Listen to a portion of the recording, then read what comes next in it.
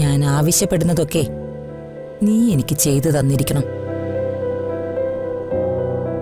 അല്ലെങ്കിൽ അറിയാലോ എന്നെ. പോയിക്കോട്ടെ.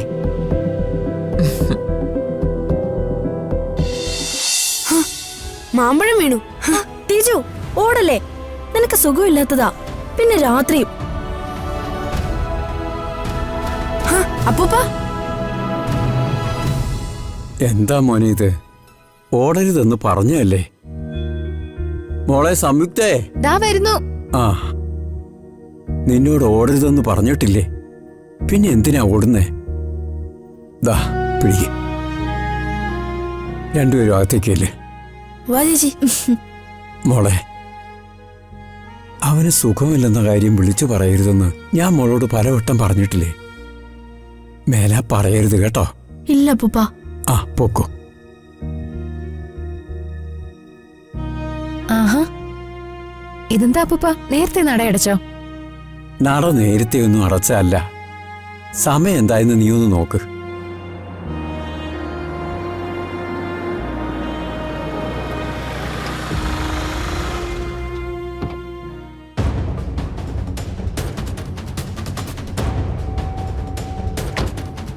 അംബികാവർമ്മയല്ലേ ആ വരുന്നത്?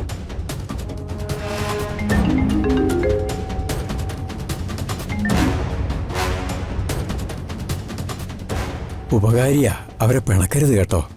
അവരപ്പൂപ്പനെ ശരിക്കും അറിയാഞ്ഞിട്ടാ. എനിക്ക് അവരെ ശരിക്കും അറിയാം. നിനക്ക് അവരെ അറിയാത്തത്. നന്ദികേട് കാട്ടരുത് കേട്ടോ. നന്ദികേടാ ഏറ്റവും വലിയ മഹാപാപം.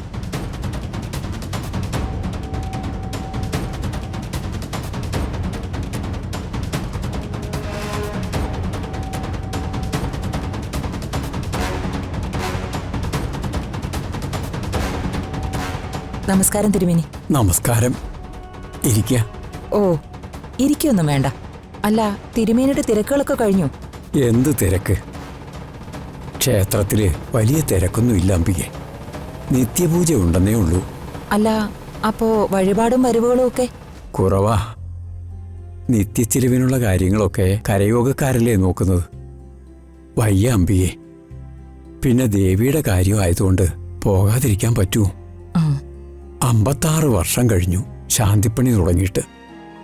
കുളിയും തേവാരവും മുടക്കിയിട്ടില്ല, ഗായത്രിയും മുടക്കിയിട്ടില്ല, ദേവിയുടെ ഒരു കാര്യങ്ങളും മുടക്കിയിട്ടില്ല. പക്ഷെ എന്റെ കാര്യം അധോഗതി. വിഷമിക്കാതെ തിരുമേനി, എല്ലാത്തിനും ഒരു മാറ്റം ഉണ്ടാവും. നിങ്ങൾ സംസാരിച്ചിരിക്കെ.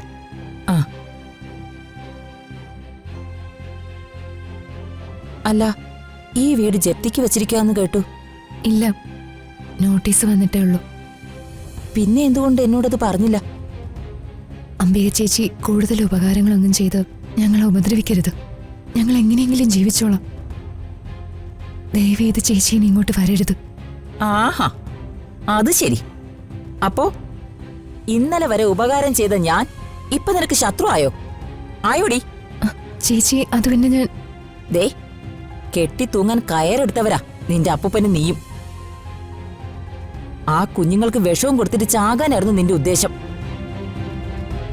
അവിടുന്നൊക്കെ നിന്നെയും നിന്റെ കുടുംബത്തെയും ഒരു കൈ പിടിച്ചുയർത്തിയത് ഈ ഞാനാ, ഈ അംബിക.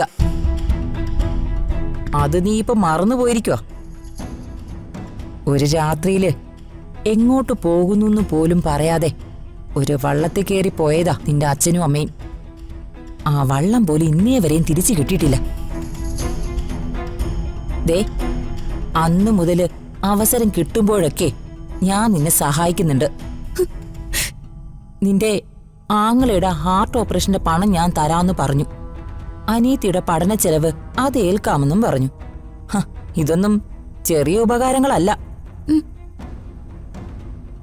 ഞാൻ 10 ഉപകാരങ്ങൾ നിനക്ക് വേണ്ടി ചെയ്തു തരുമ്പോ നീ ഒരു ഉപകാരം മാത്രം എനിക്ക് ചെയ്തു തന്നാ മതി. അത്രേ ഞാൻ ആവശ്യപ്പെടുന്നുള്ളൂ. നീ കരയാതെ. നീ എന്നെ തള്ളി പറഞ്ഞപ്പോ ഞാൻ അല്പം ഇമോഷണൽ ആയിപ്പോയി, അത്രേ ഉള്ളൂ. പോട്ടെ.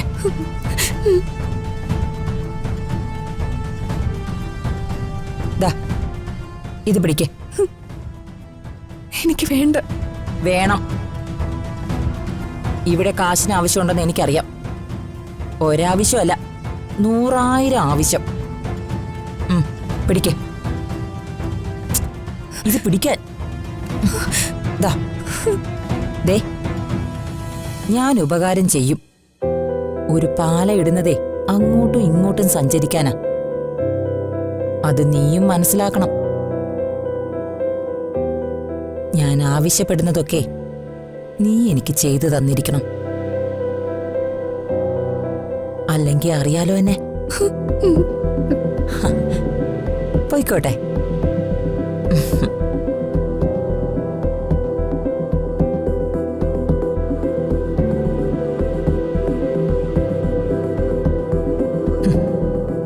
നിന്റെ അച്ഛനും അമ്മയും കയറിയ വെള്ളം ഏത് പുഴ വഴിയാ കടലിലേക്ക് ഒഴുകിയതെന്ന് എനിക്കേ അറിയൂ.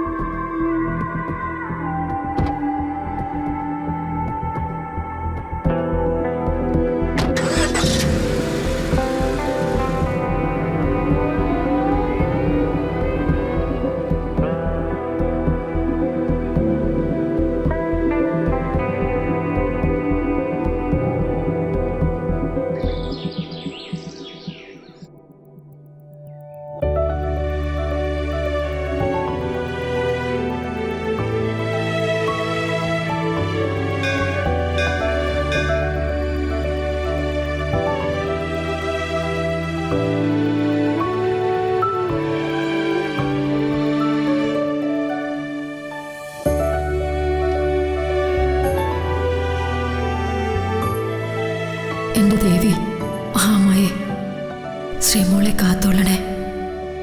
അവളുടെ പ്രശ്നങ്ങളും പ്രതിസന്ധികളും പരിഹരിച്ചു കൊടുക്കണേ. സമാധാനമുള്ളൊരു കുടുംബജീവിതം അവൾക്ക് കൊടുക്കണേ. എന്റെ മുന്നിക്കലമ്മേ.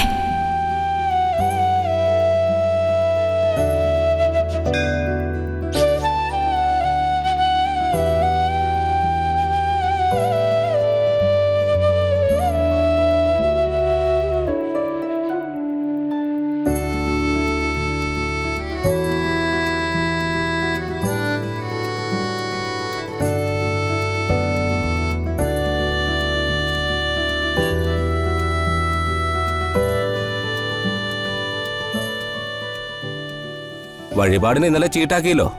ഞാനിപ്പോ കഴിപ്പിച്ചു തരാം. നട അടച്ചതിന് ശേഷം വന്നാ മതി. ഞാൻ നോക്കി പറയാം കേട്ടോ. ശരി തിരുമേനി.